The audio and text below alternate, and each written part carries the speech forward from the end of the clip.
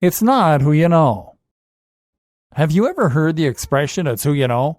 The general concept here is that how successful you are in business and in life ultimately comes down to knowing the right people. If you have the right connections, then that will present the right opportunities. If you happen to meet someone who is looking for work that you can provide, then you have the opportunity to provide your services and to get paid. But the reality is that it's not really who you know at all. Rather, it's who you impress. Because let's be honest, you can know the most powerful people in the world, but if they think that you're a moron, then you're not about to see a whole lot of opportunities coming your way. Your objective then is to impress the right people. If you can meet the right people, and if you can impress them along the way, then you'll find that a whole wealth of opportunities open themselves up to you that just wouldn't have been there otherwise. And these opportunities can completely change your life.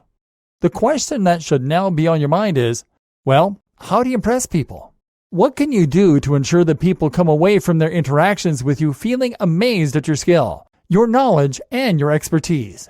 Being charmed and impressed, thinking that you're confident, intellectual, and likable. You might think that this comes down to your God-given charisma. You might argue that you can't fake charisma, but you know what? That's entirely untrue. Sure, some people do have the gift of the gab naturally. Some people are fortunate to be instantly likable, but for the rest of us, these are certainly skills that can be learned. If you learn to sense what people are responding to well, if you can give off an easy charm and appeal, then you can get people to eat out of your hand, and you'll be amazed at what opportunities start to fall into your lap. I can tell you that since learning how to present myself in a certain way, I have been literally inundated with offers in my career. I've partnered with some hugely well-known figures. I've been able to travel around the world, and I've received financial backing for my own creative endeavors. This is without actively chasing these opportunities. This comes from brief interactions with people that result in them quickly gaining immense confidence in me and a desire to work together. Get ready for opportunity. Learning to present yourself in a certain way, communicate in a particular way, and respond to others in a certain way that can help you to create a wealth of opportunities in your life. I mentioned the example of business opportunities that could present themselves because this is what many people will be interested in. But of course, the ability to present yourself in a certain way and to make yourself instantly more magnetic and likable can be useful in a whole myriad of different situations. For example, it can of course help you to attract members of the opposite sex. It can help you to improve your current relationships, and it can help you in sales. You'll find that you get more respect from friends and family members. You'll be a more natural leader. In short, anything that requires you to communicate with others can be improved if you know how to present yourself, how to become more likable, and how to impress. In this training, you are going to learn not only how to boost your likability and your ability to impress, but also how to become more persuasive, better at sales, and more effective in any kind of argument or debate. And from there, you'll have the world eating out of your hands. Are you ready? Impressing. Being likable and attractive is a difficult and complicated process. These are subjective terms and things that will, of course, be different for everyone. So let's start with something that's a little more quantifiable and repeatable. Impressiveness. How do you make sure that when someone has spent time interacting with you, they come away thinking that you're an impressive and capable individual? This is an important trait to obtain, because if you are considered impressive, it means that they'll be more likely to listen to your point of view, more likely to want to work with you, and generally more likely to take you seriously. The cardinal rule of impressiveness. Before we dive in any further, let's start with a cardinal rule of impressing people. That is, don't try to impress people, or at least don't make it appear as though you are trying. Here is how it goes. When you try to impress someone, it sends a message that you want their approval. That in turn sends a signal that they are higher than you on the food chain. If you are trying to impress them, then you must think that they are more important or more impressive than you are. And if you think that, or appear to, then they will think that too. The other problem with trying to actively impress a person is that it then creates an ulterior motive for what you say and do. In other words, anything you subsequently say will now risk appearing to have been crafted to impress. Are you really a poet? Or are you just playing that up, seeing as a person already knows you want to impress them? At the worst end of this, Trying to impress people makes you come across as though you lack self-awareness. The belief that you can easily fool someone into being impressed with you and that you won't see through their attempts to wow them often does little other than to demonstrate a lack of understanding of how you are coming across. So this is Rule 101. If you want to be more impressive, you need to become indifferent, and you need to act like yourself. You don't actively seek to brag or to work your accomplishments into the conversation. By appearing like you aren't desperate to impress anyone, you send the message that you don't need their approval, which is instantly more impressive and attractive. Tip of the iceberg. So if you can't actively work your best qualities into a conversation, what can you do to make sure that people come away impressed with their interaction with you? The first and most important tip is to be knowledgeable and to speak eloquently and confidently on all subjects as much as possible. The way you do this, simple. Know your stuff. Have you ever spoken to someone who seems to have an encyclopedic knowledge of their area of expertise and who is brimming with interesting and intellectual things to say? After such an interaction, it's very hard not to come away impressed. But very few people are that knowledgeable on every topic.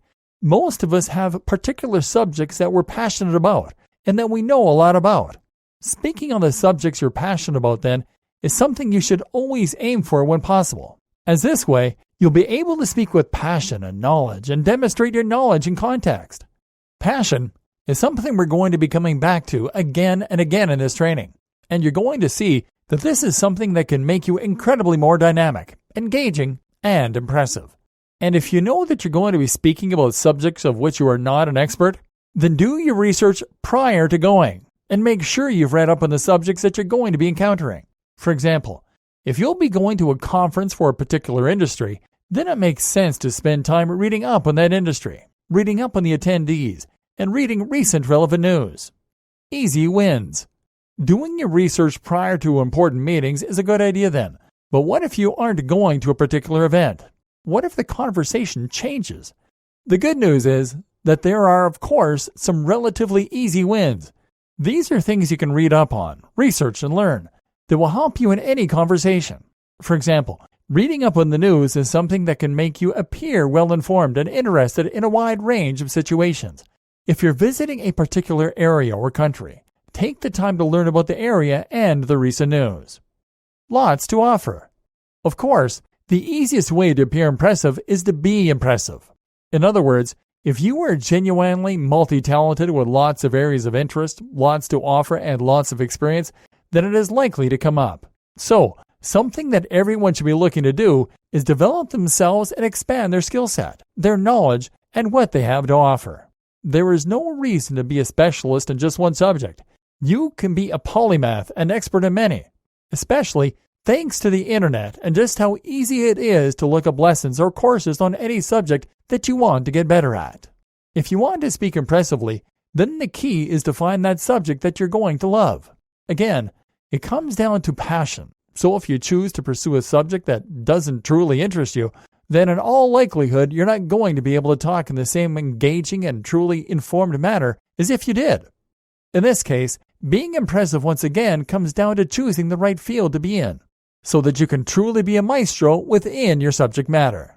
Again though, there are also some other areas you can actively develop that will help to make any person a more rounded and developed individual. For instance, traveling is something that helps to make all of us more worldly, and something that helps all of us to enjoy a better understanding of the world.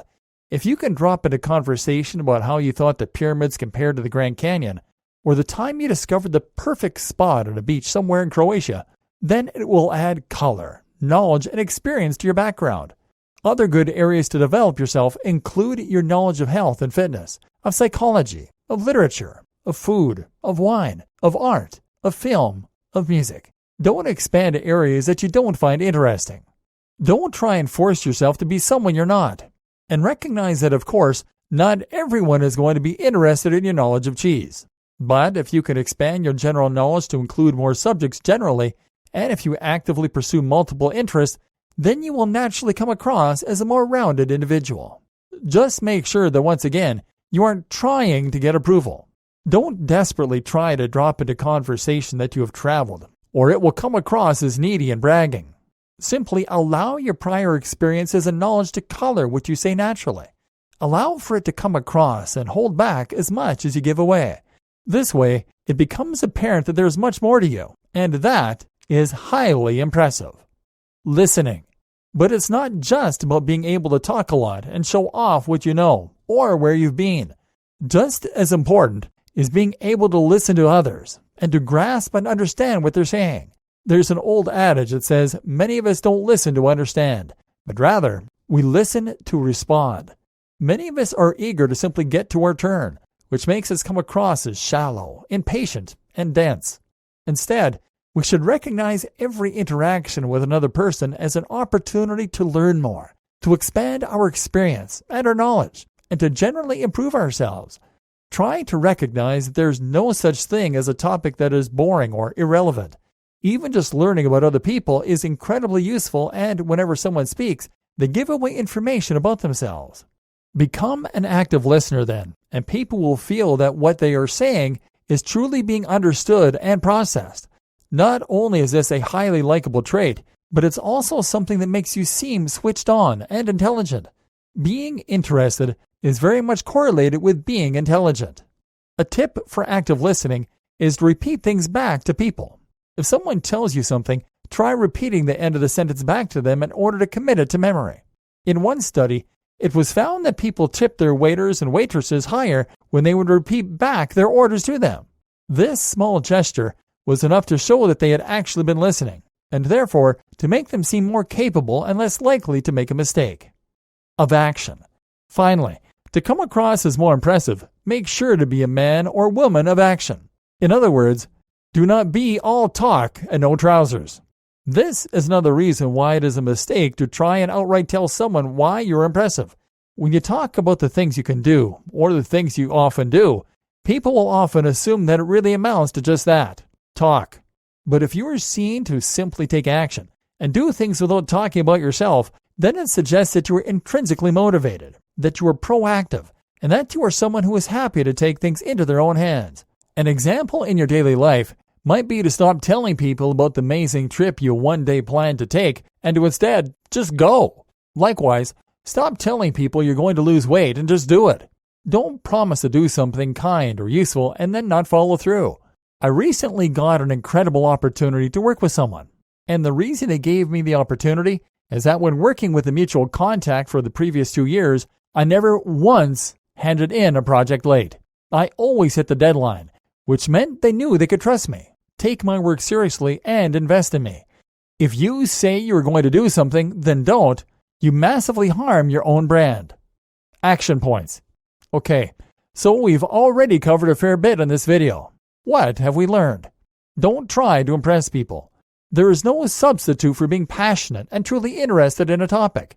Research relevant knowledge prior to a meeting. Develop your general knowledge and experience, and let this seep out in conversation naturally. Actively listen and act. Confidence and adaptability. If you want to impress people and be likable, then you need to develop your confidence and your adaptability. In other words, you need to become the kind of person who can be dropped into any situation, and who can then simply adapt to the new surroundings. Imagine that someone has seen your LinkedIn profile, and they want to see if you have what it takes to work for their exciting new startup. So, they invite you to another country to visit their office, and to head over drinks and hang out. Sound ridiculous? It has happened to me. And in this day and age, it's increasingly likely to happen to you. You're now meeting a group of people having to talk business and fun, dealing with another country and another culture, and actually spending a whole night and into the next day with them. If you are shy, if you are awkward, then this is not going to go well. If you want to leave a positive impression, then you need to be easygoing, confident, and friendly. You need to be outgoing, and you need to do all the things we've already discussed in the last video. These sorts of experiences are what give us the networking opportunities we need to fulfill our goals. So what does that mean? Does it mean that a natural introvert doesn't stand a chance of being truly successful? No. It just means they need to learn how to not act like an introvert. On becoming socially bulletproof. When I was a kid in high school, I was not always highly confident in social settings. I was a natural introvert, and I would often worry too much about what other people thought. With training and self-discipline, I managed to train myself out of this. Just as you mustn't try to actively impress other people, it's also important not to worry about what they think of you in any broader sense. As soon as you start to have this worry, you lose the ability to be authentic, relaxed, and easygoing. You will now begin to second-guess your own actions, second-guess what you're saying to people, and you'll become in your own head. You need to turn off your inner Woody Allen, and that means you need to genuinely be fine with people not liking you or being offended by you. Know that you aren't going to be liked by everyone. That's simply not possible. And know that there's nothing wrong with that fact either. At the same time, remember that in most cases you aren't going to need to interact with these people again, and so it really doesn't matter if you get along or not. But knowing this and actually feeling that way when you're talking are two very different things. And this is where practice and exposure come in. To get over my own slight inhibitions when I was younger, what I would do is to go to parties where I knew barely anyone, and then just practice talking to more people.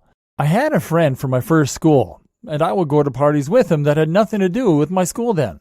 Often, we'd stay late, we'd talk to people, and we'd even get invited to other parties where neither of us knew any people. Not only was this experience a lot of fun, but it also enabled me to literally practice speaking to new people, to overcome nerves that I might have had in those kinds of situations, and to practice caring less what people thought of me. And this confidence and this ease would go on to be critical in both my career and in meeting women as I grew up. You can take this one step further by using concepts from CBT. CBT is cognitive behavioral therapy, and this is a form of psychotherapeutic intervention that is focused on changing the way you think. The objective is to look at the unuseful thoughts and beliefs. Things like, people will laugh at me if I say something stupid, and then to break them down. You can do this simply by testing them. For instance, you can remind yourself that most people are polite, and ask yourself why it would matter if you were laughed at anyway. You might remind yourself that the people you were speaking to are probably just as nervous as you are. This is called thought challenging. But better yet is to go one step further and try hypothesis testing. As the name suggests, this literally means that you are going to be testing your own belief by purposely saying something stupid, or by purposefully stuttering, whatever it is you're afraid of. You can do this in a harmless setting, such as in a shop that you don't visit frequently. Try putting on a funny voice as you order food, or be purposefully awkward. What you'll learn is that no one says anything, and that you have nothing to be afraid of. Simply putting yourself out there more and exposing yourself to more situations will also help you to do this, and you will naturally encounter situations where things don't go to plan. You'll learn that it's fine to say something awkward once in a while, or to stutter a little. And moreover, you will become accustomed over time to these situations, such that you'll become desensitized. Go to enough parties, and eventually you stop being afraid of situations like that. It becomes normal.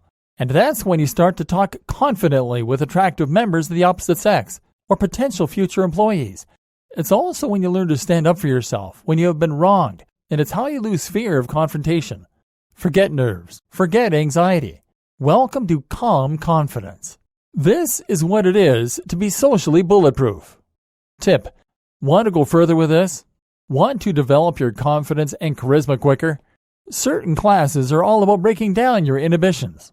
Try stand-up comedy, for instance, and you'll quickly learn how to interact with anyone. Likewise, taking up acting is another good way to quickly lose your inhibitions. Martial arts can be a great way to become less afraid of confrontation. Social chameleon. One of the things that helped me in this example was having a friend from outside my school. Growing up, this gave me a more diverse roster of friends, which meant I never had to try so hard to impress one group of people. I actually had several groups of friends, and the other benefit to this was that it enabled me to spend time with people who were quite different from each other, and to be exposed to people who were even more different. I then went to university where I met people from all around the world, before moving up north for a year. This is important. We've already learned how to be socially bulletproof, but this adaptability will allow you to become a social chameleon too, so that you can impress everyone from your partner's parents to a group of football hooligans. The key is to remain yourself while still adapting your language and which side of yourself to embrace. Don't do anything out of character, or again, it seems weak and eager to please, but simply hold back certain parts of yourself so that you aren't swearing wildly in front of your girlfriend or boyfriend's parents.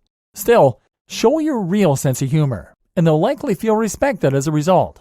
Perhaps most important of all is not to judge anyone for being different. If people feel judged by you, then their response will be to judge back, and that's when things don't always end well. You can develop all this in theory, but really nothing will match the experience you get from simply meeting lots of different people and spending time with a wide range of characters and personalities. Take up opportunities and invitations, and get out of your comfort zone a lot. You might eventually get to the point where you've dealt with such a wide range of people that you end up with a kind of template for many of the characters you'll continue to meet going forward. Keeping calm. Whether it's when meeting a new group of people or it's when something goes unexpectedly wrong, being able to stay calm and in command of your response to a situation is also a skill worth cultivating. This will come a lot from some of the CBT we've already discussed, and you can apply this to broader situations. Asking yourself, for instance, whether panicking and getting into a flap really helps, or just how bad the worst outcome can be. At the same time, though, it's also useful to be more aware of your own body and biology, and the role this plays in our fight or flight response. When in a high-pressure situation, your body responds by releasing neurotransmitters, dopamine, norepinephrine, and cortisol. These increase the heart rate, contract muscles, speed of breathing, and more.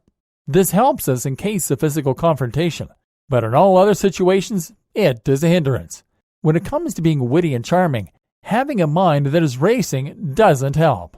Again, desensitization through practice will help this. But also useful is to simply breathe gently and steadily, while being sure to completely inflate and deflate the lungs each time as you do.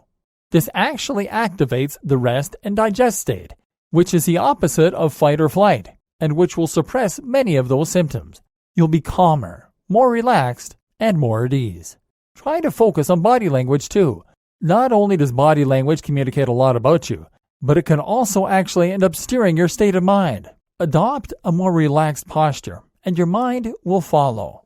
There are supplements you can use to help keep yourself calm too, and these might be useful when going into a potentially high-pressure situation. For example, L-theanine can be useful for reducing your stress response and helping you to stay relaxed, as can a range of apoptogenic herbs.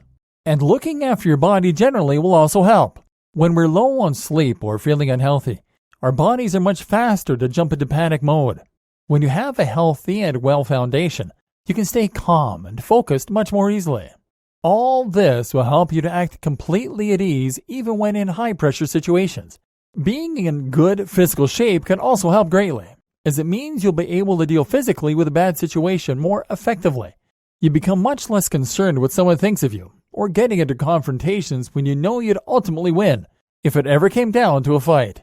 When things go wrong suddenly, being able to act calmly is also a very powerful capability. To be able to do this, you need to be able to remove yourself emotionally, which is what will otherwise lead to rash behavior and mistakes. First, take a step back and don't rush into action.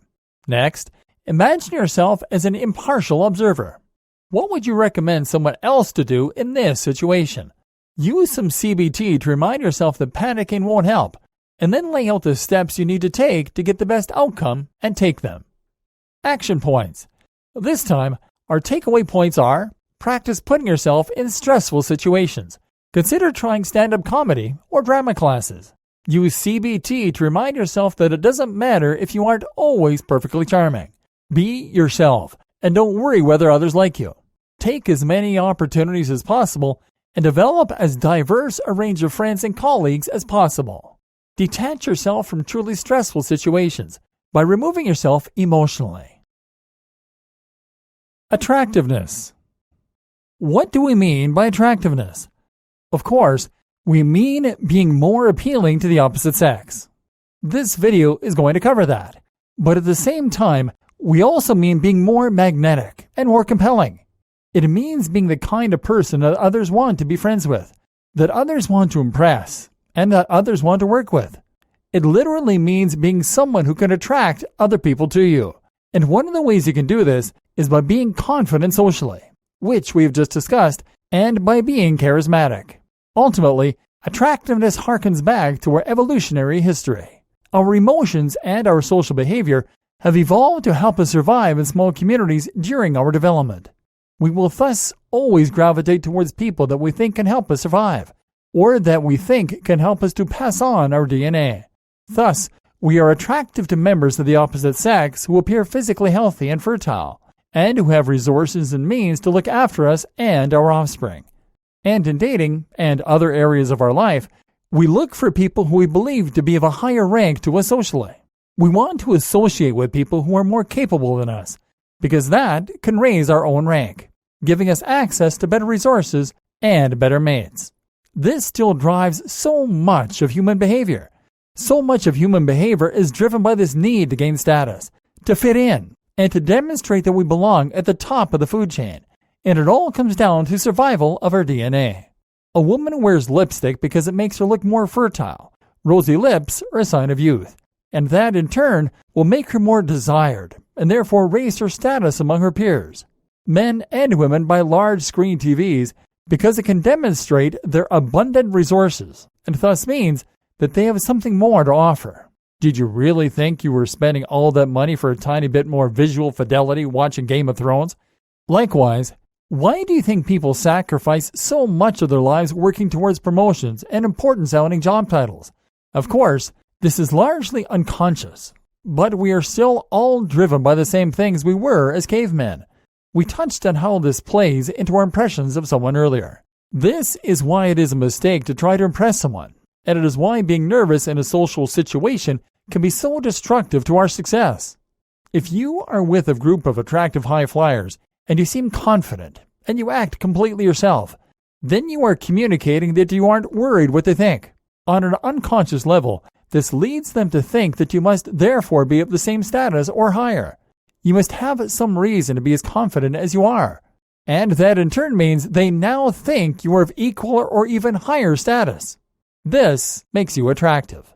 In dating, this is incredibly important. Walk over to an attractive man or woman and try to impress them, and you are sending signals that you aren't worth them dating. That makes you instantly less attractive. How to pick up people in bars. So, this is where the concept of pickup artist techniques come in. Many of these are designed to make yourself appear higher on the pecking order than the person you were speaking to. An example would be the neg, which is essentially a backhanded compliment. You might go up to a stunning woman and say, "You look incredible," even in what you're wearing. This brazen statement makes you appear confident, and it makes her feel slightly less confident. And human nature dictates that she will now want to impress you. This reportedly works wonders for some people, but it's unfortunately a rather cynical and unkind approach to dating. We're going to see in a moment just how important likability is, and at the same time, we're going to see that people don't want to hang out with people who make them feel bad. Worse is the chance that people might see through your game, and this makes you appear sleazy, cruel, and very much unattractive. So, plan B is to send the exact same signal along with more signals of confidence while making yourself appear likable. To do this, you first scope out someone you want to talk to.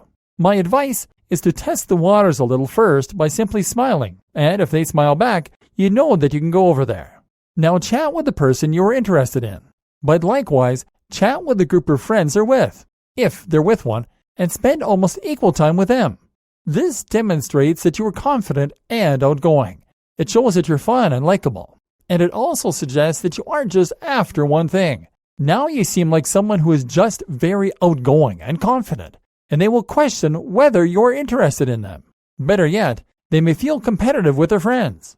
Of course, if things go well, you can simply then find an opportunity to take the object of your affections to one side and offer to buy them a drink.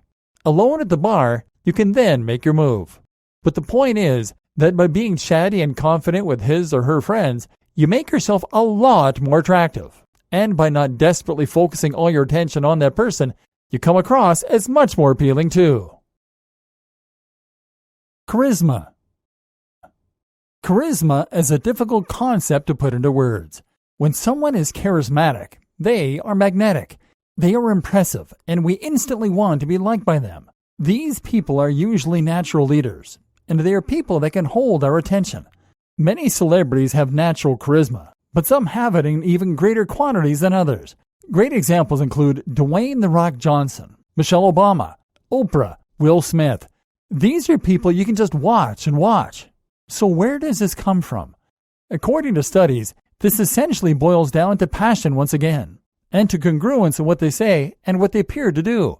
In particular, this means that they talk with their whole bodies and that their faces are animated too.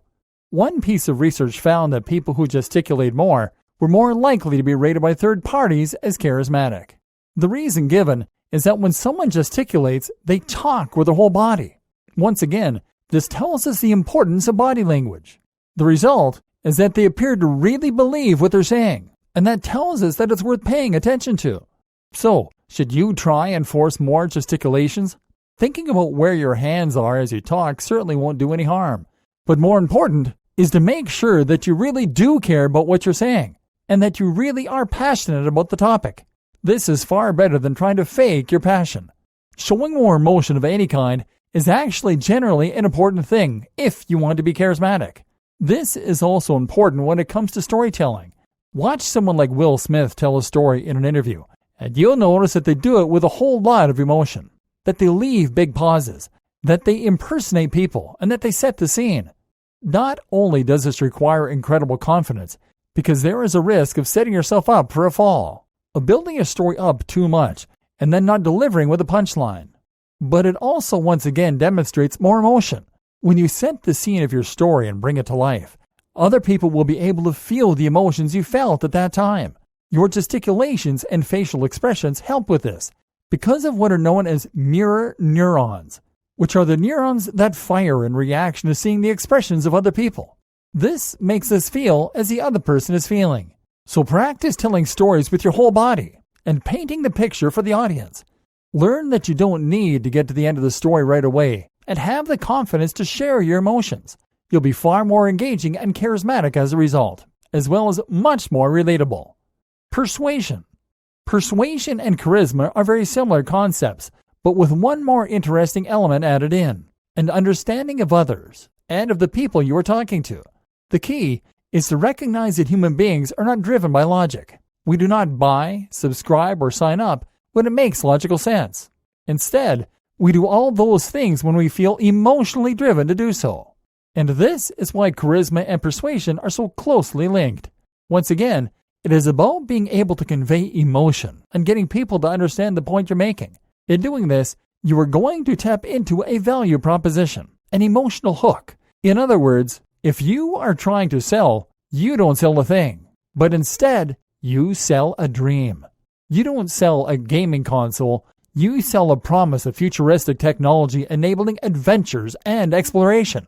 You don't sell a car, you sell status, comfort, safety, and freedom.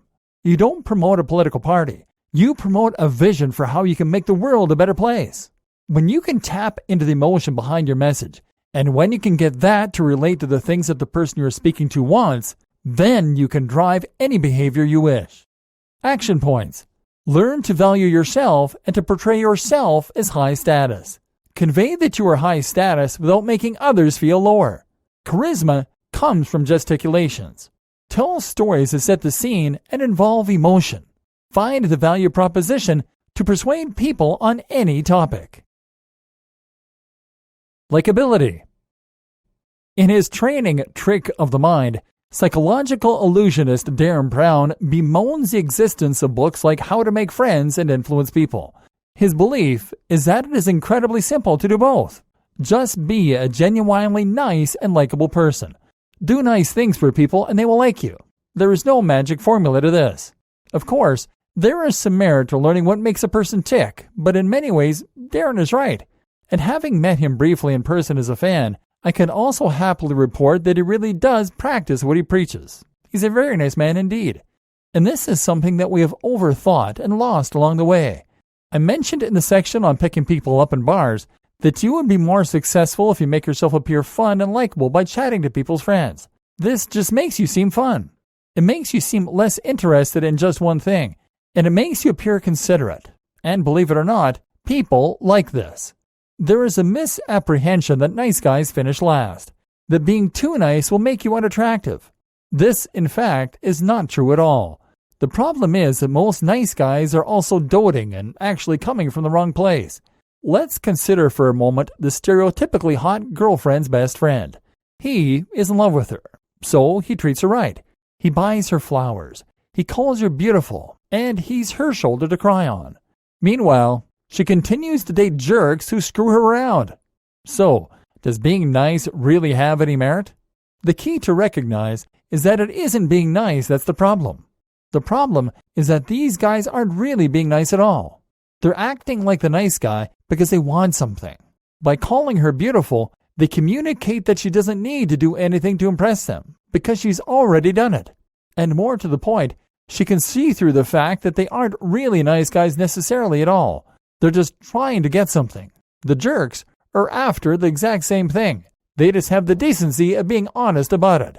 So the problem isn't that the best friends are nice, it's that they lack confidence and charisma. Most women don't want to be treated mean. They want to be treated well, but they also want a guy who is confident, who is cool, and who is successful. Now imagine someone who is all those things and nice. The same goes for women trying to attract men. Men find confident women sexy, and especially if those women show them positive attention and are genuinely nice as well. The same goes in your career too. There's evidence that psychopaths do particularly well in business because they're willing to tread on people to get to the top. But you know what? There are also plenty of highly successful people who are very nice, decent individuals. And in fact, this is a big advantage for them because at the end of the day, if someone is going to hire someone or if they are going to work with them in business, well then, they have to spend time around them. More ways to increase your likability. There are other ways to increase likability too. Here are a few powerful tips. Smile. Smiling more is something everyone should seek to do. In fact, if you only take one thing from this training, it should be to smile more. Smiling is contagious, thanks to those mirror neurons. When we see someone smile, we can't help but smile too. At the same time, smiling is something that makes us feel good, due to a process called facial feedback. Essentially, whatever expression you have, you will feel that way. So, if you smile a lot and look happy, you actually make other people feel happy too. This then makes them associate feeling good with being around you. And as you can imagine, this boosts your likability. Not only that, but you'll also be communicating to people that you're happy, and thus probably having a good time, which is something that people appreciate if you're in their company. Just have a great time. This is a good tip in general. Wherever you are, try to be positive. Try to see the fun in what you're doing, and just have a great time. There's something very appealing about people who really enjoy themselves no matter what, even if it might occasionally seem somewhat naive. Having a good time shows your ability to make the best of any situation, and it helps others to relax and enjoy themselves too. Even if you're in a stuffy business meeting, you can still enjoy the company, and if you love your work, then you can enjoy that too. Staying positive. Tying right into the last point is the importance of staying positive. This is one of the most important ways to increase your likability and to ensure people enjoy spending time around you. No one wants to spend time around someone who is constantly negative and looking at the downside. But if you can see the good in your situation, you'll help to enhance the moments instead of hurting them. Avoiding gossip. If you're in a work setting in particular, it is important to try and avoid office gossip, or office politics as they are often referred to. In other words, don't talk unkindly about coworkers or others and don't spread rumors.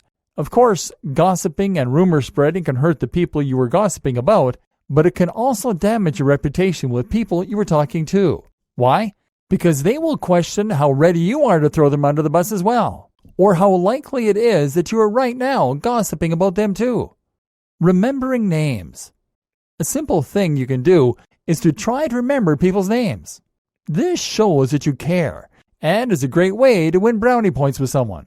If you struggle with names, try using mnemonics to help. What does a name sound like?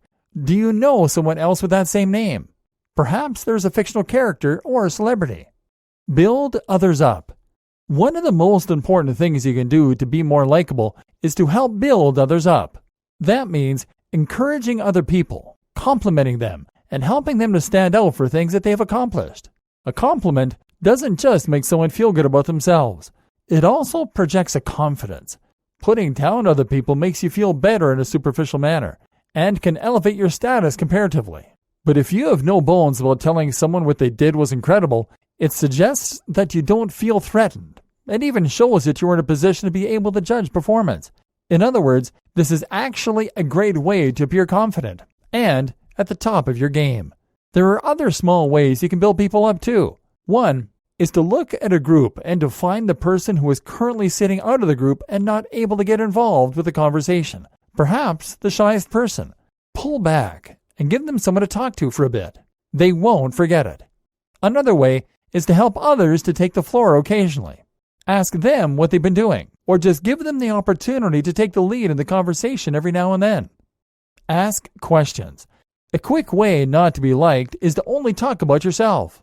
It is highly important to remember to occasionally ask other people in the conversation about them, to listen, and to let them get things off their chest. Self-deprecation. Not to be confused with self-defecation. Putting yourself down in a controlled manner and letting people see your slight flaws and weaknesses is actually one more way to make yourself more likable. Again, this is a good way to demonstrate your confidence, because the ability to put yourself down shows that you are confident in your position. At the same time, it helps to make you a more approachable person. Manners. Finally, don't underestimate the importance of good manners. Manners don't only show that you have been well raised, they also give you the opportunity to demonstrate your appreciation. The best things about manners is that they are a great equalizer. If you are someone's boss and you hold the door open for them, this gesture shows that you respect them as equals. Despite different positions at work, saying please and thank you is easy and free, but it shows your appreciation, and in doing so also shows your respect. Action points. So, our action points this time are: making friends and influencing people can be as simple as being a nice person. Nice guys and gals don't finish last, as long as you're confident and successful with it. Smile more, be positive, give compliments, and build people up. And use your manners. Communication and building connections. Have you ever met someone new and been at a complete loss for what to say? Do you dread the feeling of a conversation with a long lull in it? Many people go about starting conversations in the wrong way, and it will begin by asking questions about a person.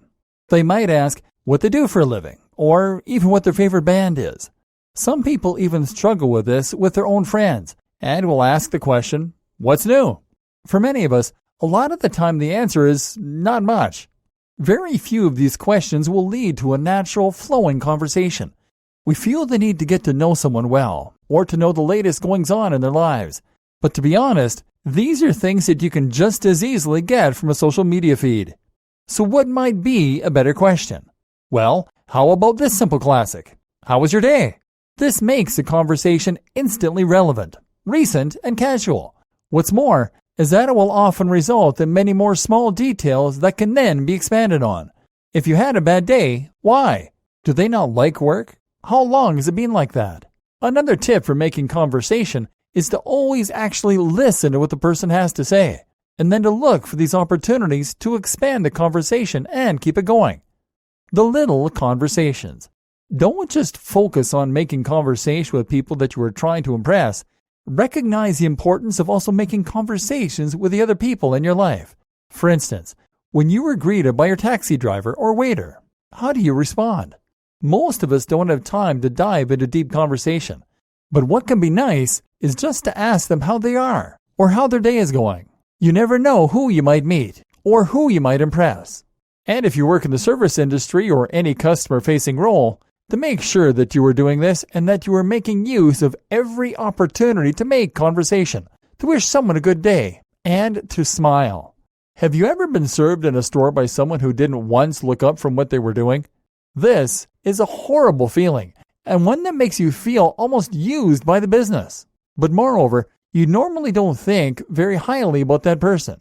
No, they probably hate their job, which is why they're acting the way they are. But what they don't realize is that they are turning down opportunities for progression, for great references, for self-development.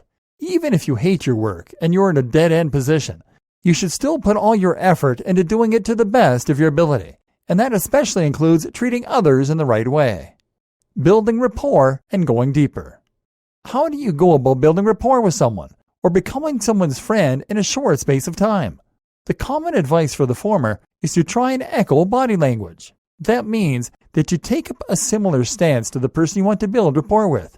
You nod when they nod, and you try to use similar vocabulary and dialect. This can work, but it can also backfire if you aren't a practiced salesman. It can feel manipulative and weird when it becomes transparent, and ultimately, it doesn't build real relationships. What will happen to make a relationship more real is to take the conversation a little deeper. When meeting a new big client recently, who I knew travels a lot, I asked them how their partner responded to them being away from home a lot of the time. They really opened up, and they let me know that they had actually just come from an argument with their other half, and that they were currently really struggling with it. Likewise, you can ask someone what their grander ambitions are for their work, or you could ask them what their proudest achievement is. Of course, there is a time and a place for this, but opening up helps you to build a deeper connection. Just be ready to open up yourself too. People feel vulnerable letting others get close in this way, but if you can expose some sensitive facts of your own too, then it will help to make the conversation feel more balanced and fair. Another strategy is to try and share a moment with someone. An ideal way to do this is to have a fun night out together, to go on a journey, or to engage in something else that is unusual, memorable, and bonding. But it can also be something much smaller and simpler.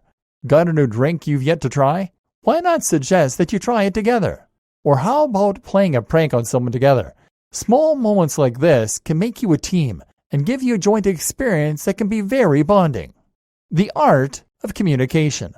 Communication is one of the very most important tools at your disposal when it comes to business, friendships, romance, and more.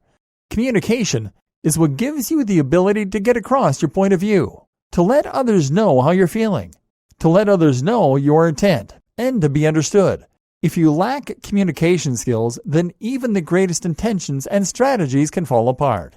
The basic goal of communication, then, is to get a message across and do this in the most efficient manner possible.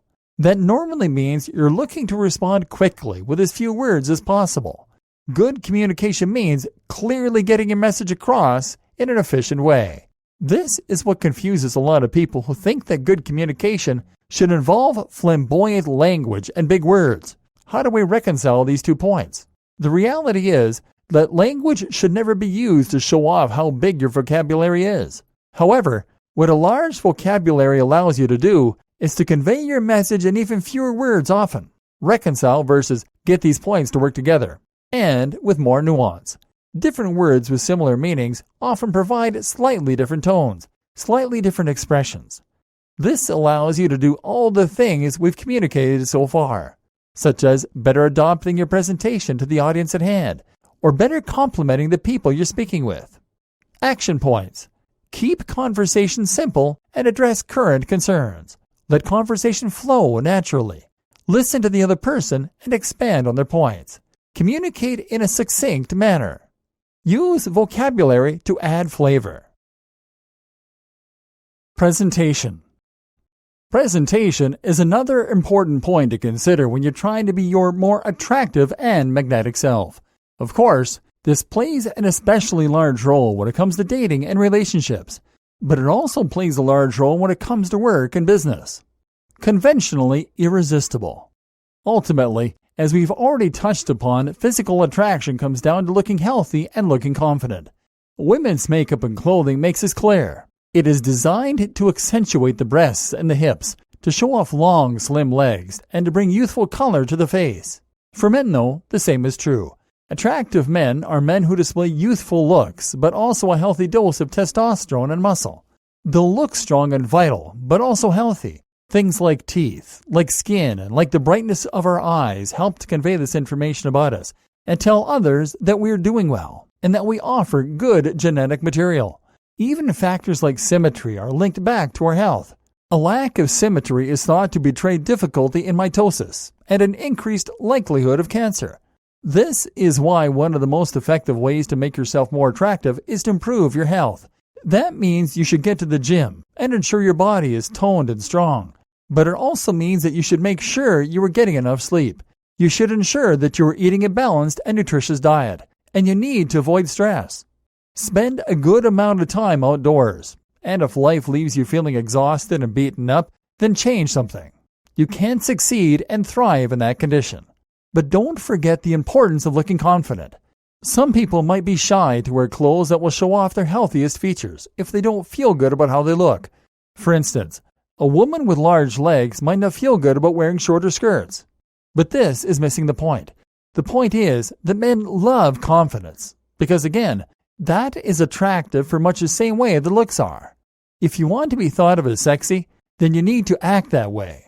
And layering up with lots of jumpers is only going to obfuscate your figure more. Are you that same woman in your office who has been pining after the same guy for months, but he just isn't noticing you because he doesn't think of you in that way? And perhaps you're shy to make a move. Well, try heading into your work tomorrow wearing red lipstick with a pencil skirt, high heels, and a new bob haircut. The point here is not that you are making yourself sexy for him. The point is that you're displaying a sexuality and a confidence that is highly attractive. And this can be enough to make someone think of someone else in a new way. Guys, the same goes for wearing a suit or wearing any kind of smart shoes or watch. This will make you appear confident, and it will make you feel successful. Doing this can lead to what you've likely heard of before, the law of attraction. In other words, if you act and look successful, like a high flyer, that eventually you will become that way. Guys have this even easier because fewer men make the effort with their appearance compared with women. A guy can wear a smart jacket and stand out as a guy who makes an effort. Clothing is as much about accentuating your best features than it is about showing your confidence and your means. And at the same time, it's about demonstrating that you are aware of current trends, thus suggesting that you are in touch, which also carries status. And it's about expression. Taking care of your presentation shows that you are capable of doing so and that you are on top of things. That also shows that you value yourself. And you can't expect others to value you if you don't value yourself. Perhaps you've heard the idea that the value of your haircut should be directly proportional to the amount of money you are responsible for in your career. There is certainly some truth to this. And if you want to be taken seriously, then you need to project the right impression. Action points. Dress to impress and consider the law of attraction. Remember that what you wear is not just about emphasizing good looks, but also expressing confidence and means. Sometimes changing your look is enough to change the way people look at you. To look attractive, successful, and impressive, you need to focus on your health. Designing your impression. So, if we put this all together, what do we have? How do you become your most attractive, most interesting, and most engaging self? How do you charm those you work with, those you meet, and more? The initial impression we're going for is someone who is healthy, confident, and successful, but who is kind with it. Someone who is secure enough in themselves that they don't feel the need to put others down, to engage in petty gossip. You are someone who presents themselves well, and who realizes that the little things matter, things like presentation and manners. You are a gentleman or a lady, but also someone who is well-traveled, knowledgeable, and experienced. You don't go out of your way to let others know this, though. When you talk, you take an interest in what others have to say, and you listen more than you speak. But when you do speak, you speak passionately about things you care about. You speak knowledgeably, and you let your body do the talking.